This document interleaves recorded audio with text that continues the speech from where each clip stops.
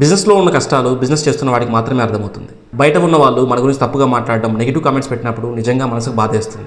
ఒక చిన్న కథ, పెద్ద లెసన్ వినండి. హరి ఒక మొబైల్ సర్వీస్ సెంటర్ రన్ చేస్తున్నాడు హైదరాబాద్లో. డైలీ వీడియోస్ చేస్తున్నాడు, పీపుల్కి చాలా హెల్ప్ అయ్యే కంటెంట్. స్లోగా ఏంటంటే కమెంట్స్ రావడం స్టార్ట్ అయింది, నెగిటివ్ కమెంట్స్. అరే బ్రో, నీ ఫేస్ చూడలేకపోతున్నా, అరే నీ వాయిస్ వినలేకపోతున్నా, అరే ఎందుకు ఈ కంటెంట్ అంతా, సో నువ్వు సైలెంట్గా ఉండొచ్చు కదా, నీకెందుకు అవసరమా ఇవంతా అన్నట్టుగా చాలా బ్యాడ్ వర్డ్స్, ఇలాంటి కమెంట్స్ అంతా రావడం స్టార్ట్ అయిందనమాట. సో హరికి ఏం చేయాలో అర్థం కావట్లేదు. అరే నేను మంచి కంటెంట్ ఇస్తున్నాను కదా, పీపుల్ ఎందుకు ఇలా మాట్లాడుతున్నారు అనే బాధ, బట్ ఏం చేయాలో అర్థం కాలేదనమాట. నెక్స్ట్ డే మార్నింగ్ ఒక టీ షాప్కి వెళ్ళాడు. అక్కడ ఫ్రెండ్ ఉన్నాడు అనమాట, లైక్ రవి. సో రవికి చెప్పాడు, సో ఇలా డెసిషన్ తీసుకున్నాను, నేను రేపటి నుండి పెద్దగా వీడియోస్ ఏం చేయను.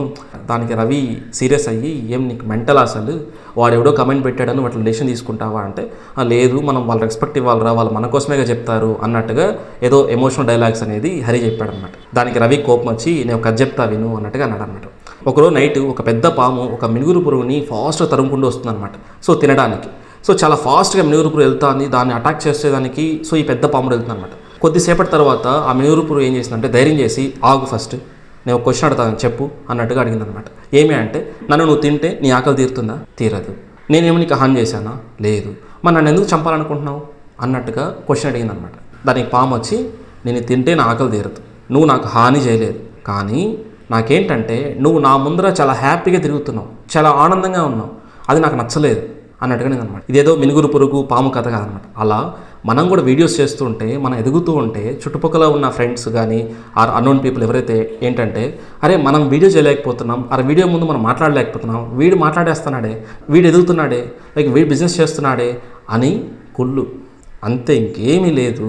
నీ ఫేస్ వల్ల, నీ వాయిస్ వల్ల వాడికి వచ్చే నష్టమేమీ లేదు. మరి ఎందుకు వాడు రియాక్ట్ అవుతున్నాడు? జస్ట్ ఏంటంటే మనం చేయలేకపోతున్నాం, ఎదుటోడు చేస్తున్నాడు అన్న బాధే.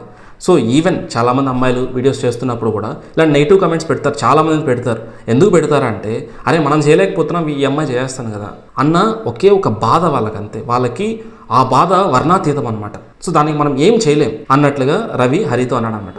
సో అప్పుడే హరికి రియలైజేషన్ వచ్చింది, అరే నువ్వు చెప్పింది కరెక్టే, నేను రేపటిని కంటిన్యూ చేస్తాను నా వీడియోస్. సో ఎవడు ఏం నెగిటివ్ కమెంట్స్ పెట్టినా నేను పెద్ద పట్టించుకోను కానండి, సో నా గ్రోత్ వైజ్ నేను వెళ్తాను అన్నట్టుగా అన్నాడు అనమాట. ఇప్పుడు హరి బిజినెస్ గ్రో అయింది, కాన్ఫిడెన్స్ పెరిగింది అనమాట. లెసన్ సింపుల్, మీ గ్రోత్ అనేది అందరికీ నచ్చదు, కానీ మీరు సైలెంట్ అయిపోతే మీ ఫ్యూచర్ని మీరే స్టాప్ చేసుకున్నట్టు అవుతారు. అలా అని ప్రపంచంలో ఉన్న అందరినీ మనం సాటిస్ఫై చేయలేం.